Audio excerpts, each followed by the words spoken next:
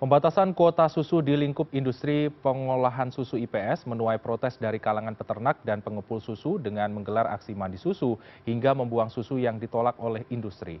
Hasil produksi susu peternak dinilai kurang memenuhi standar keamanan dan juga sisi higienis, sehingga tidak bisa diterima. Lantas apakah penyebabnya dan bagaimana solusi permasalahan ini dari pemerintah?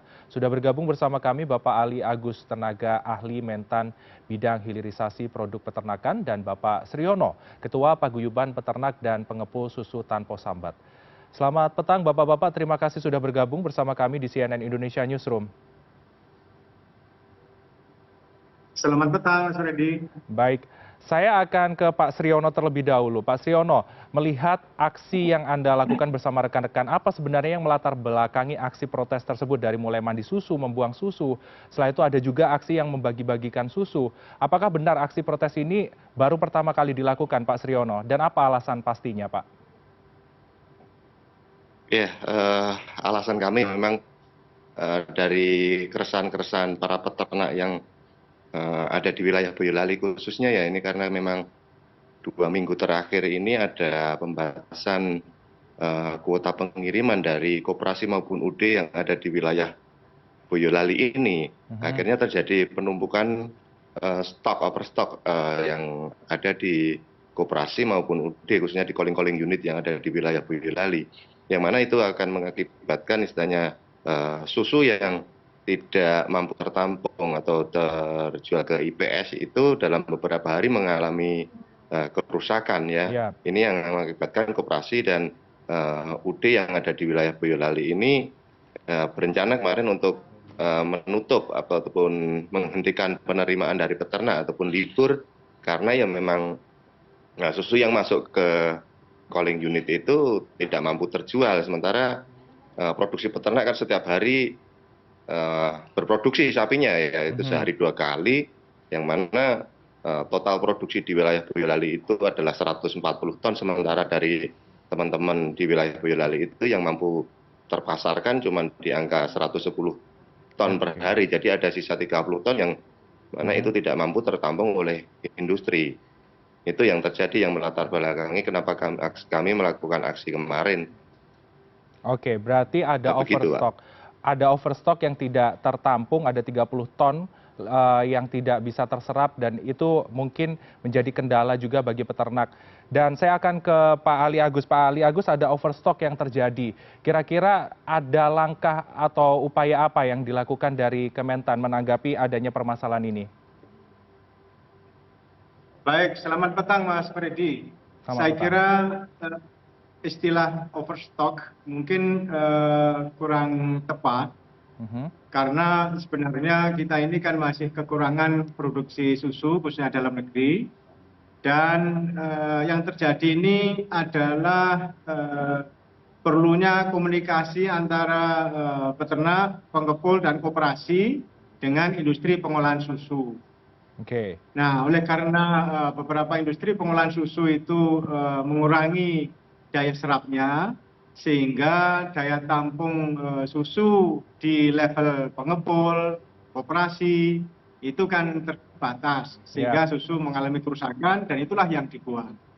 Nah, kemarin kita sudah melakukan, dan atas saran Bapak Menteri Pertanian sudah mempertemukan pihak-pihak yang terkait ini, dan telah ditemukan solusi bersama, komitmen bersama, bagaimana antara koperasi, pengepul, dan industri pengolahan susu ini bekerja sama untuk saling menguatkan, saling mengembangkan, dan juga saling menguntungkan.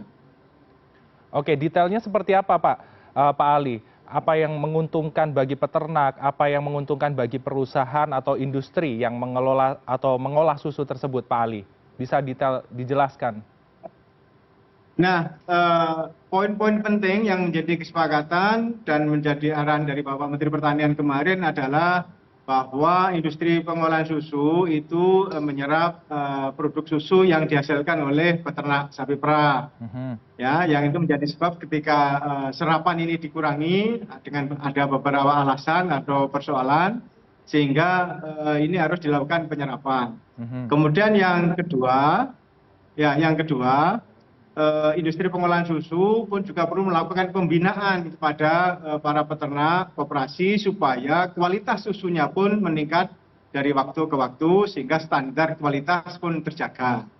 Kemudian yang ketiga, karena ini juga memerlukan effort khusus untuk peningkatan produksi susu dalam negeri, kebetulan kan ada program makan bergizi, dan ini salah satu komponennya adalah susu, sehingga sebenarnya peluang-peluang pengembangan susu ke depan, termasuk peternakan sapi perah dalam negeri, tentu terbuka lebar. Inilah saya kira kerjasama yang harus dilakukan ya untuk pengembangan peternakan sapi perah nasional ke depan. Nah ini perlu kerjasama banyak ada pihak. Kerjasama, baik importir, industri pengolahan susu, semuanya para pelaku usaha harus melakukan kerjasama supaya sama-sama bisa mengembangkan produksi persusuan nasional. Poinnya adalah kerjasama biar tidak miskomunikasi ya Pak Ali. Namun saya ke Pak Sriono sebenarnya dari yang disampaikan Pak Ali, benarkah ada miskomunikasi, adanya informasi yang kurang terserap dengan maksimal dari pihak peternak, setelah itu juga menuju ke pihak industri. Apakah demikian? Dan bagaimana menurut Anda seharusnya 30 ton yang Anda sebutkan ini tidak terserap? Ya, memang terjadi kurangnya komunikasi antara kami dengan IPS. Sebenarnya kami juga sudah melakukan komunikasi meskipun itu belum intens ya memang. Yang terjadi kemarin kita sudah mengkomunikasikan dengan beberapa IPS ya, artinya di satu IPS itu terjadi pengurangan, kita coba berkomunikasi dengan IPS lain. Nah, ternyata ya memang di IPS lain pun ada yang melakukan pembatasan juga. Sementara yang tidak bisa menampung kelebihan dari kuota yang kami miliki ya. Akhirnya memang ya ini akan berdampak pada masyarakat yang saat ini mulai tergerak untuk mau beternak karena program pemerintah ini yang memang membangkitkan semangat kami para peternak untuk beternak sapi perah, karena ya memang harapan kami ke depan kalau makan bergizi ini sudah berjalan, ya serapan susu maupun harga susu yang itu menjadi harapan kami akan naik di sektor sapi perah ini. Ya, yang terjadi kemarin terjadi permasalahan itu ya kami berterima kasih sekali kepada Bapak Kementan maupun Mensesnek kemarin yang memang sudah memfasilitasi pertemuan antara kami peternak, koperasi dan juga IPS dan juga importer ya, yang mana kemarin memang sudah disepakati bahwa IPS menampung 100% produk peternak lokal kita, yang mana memang masih kami akui untuk secara kualitas kami perlu pembinaan dari IPS maupun pemerintah ya, itu untuk meningkatkan baik itu kualitas maupun kuantitas di produk susu kami. Saat ini memang banyak yang membutuhkan itu ya. Baik Pak, kalau saya ingin perjelas lagi Pak Sriono, berarti selama ini kita berbicara tentang kualitas dari susu yang dihasilkan oleh peternak lokal. Sejauh ini berarti belum ada pembinaan ataupun juga sosialisasi dari pihak terkait, mungkin BPOM, untuk bisa meningkatkan kualitas dari susu dari peternak lokal. Apakah belum ada sejauh ini dari pihak terkait? Sudah ada memang dari dinas peternakan kabupaten itu sudah melakukan pelatihan ya. Mungkin ini intensitas yang memang perlu ditingkatkan lagi. Karena jumlah peternak Boyolali itu kan puluhan ribu.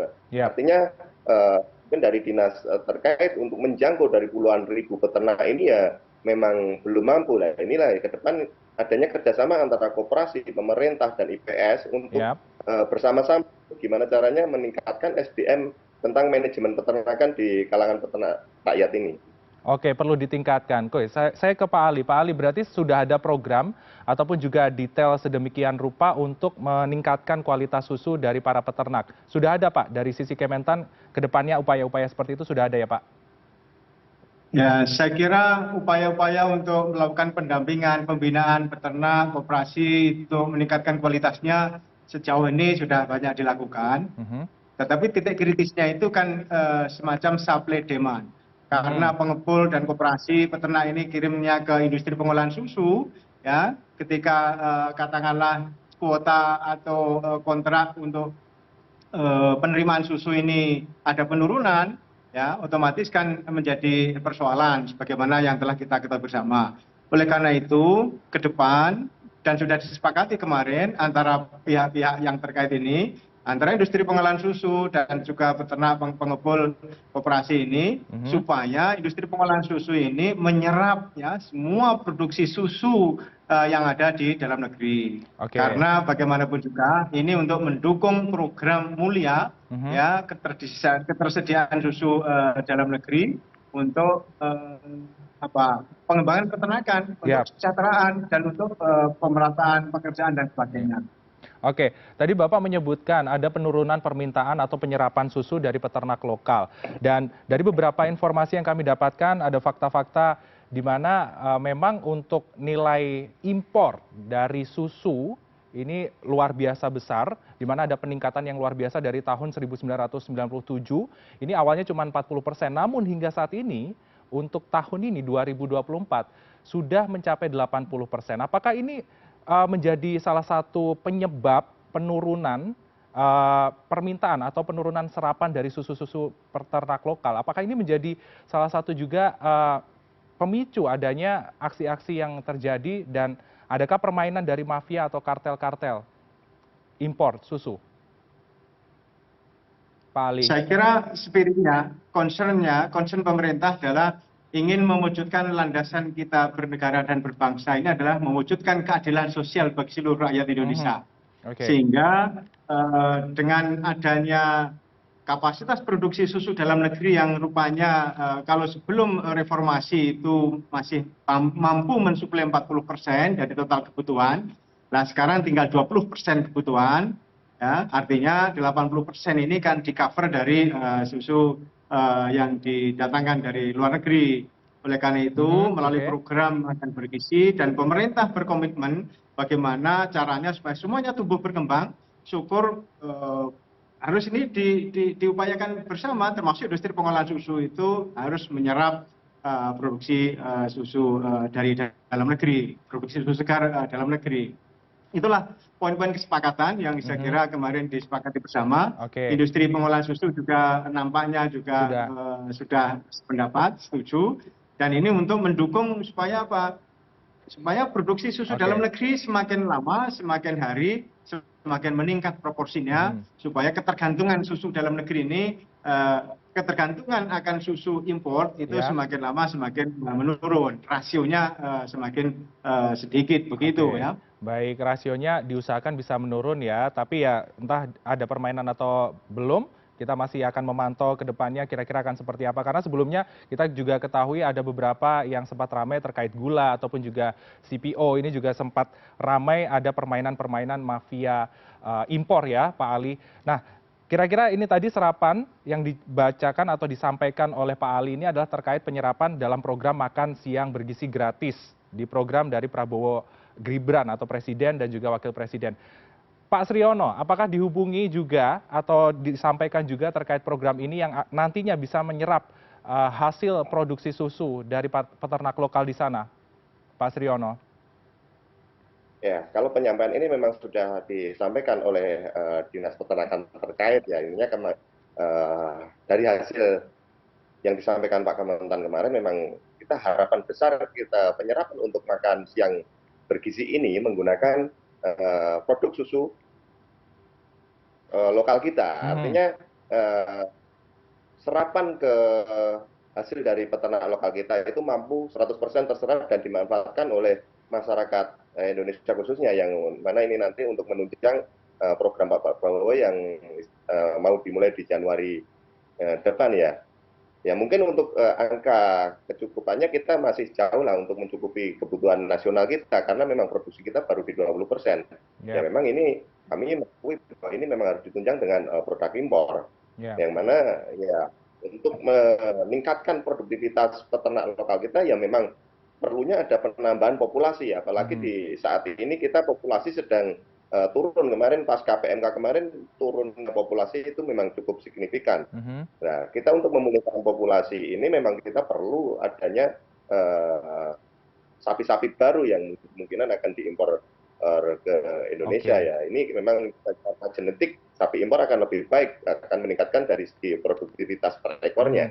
Sementara Oke. genetik yang ada di kita kan banyak yang sudah kurang baik lah genetik dari sapi FH-nya. Ya, berarti harapannya dari 30% ini digenjot terus bisa sampai lebih dari 50% lah harapannya ya, bisa setidaknya seimbang, tidak terlalu berat sebelah antara impor ataupun juga lokal. Namun jika melihat seperti ini 30% hasil yang dari peternak lokal, Pak Ali, dari pihak Kementan, adakah insentif ataupun juga langkah yang akan dilakukan untuk menggenjot lagi hasil produksi sehingga tidak terlalu banyak impor masuk ke Indonesia, Pak Ali?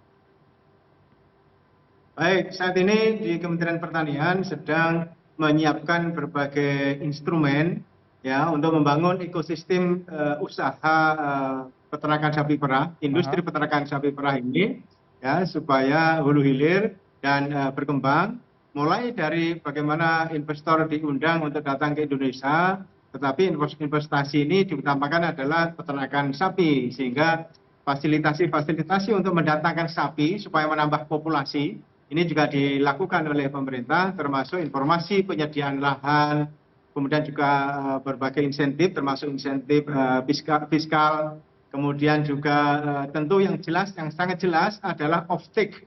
Karena dengan program minum susu itu saya kira sebuah komitmen politik yang luar biasa, yang momentumnya saat ini datang, sehingga ini harus didukung penuh, ya, terutama harus dimanfaatkan oleh peternakan sapi perah nasional.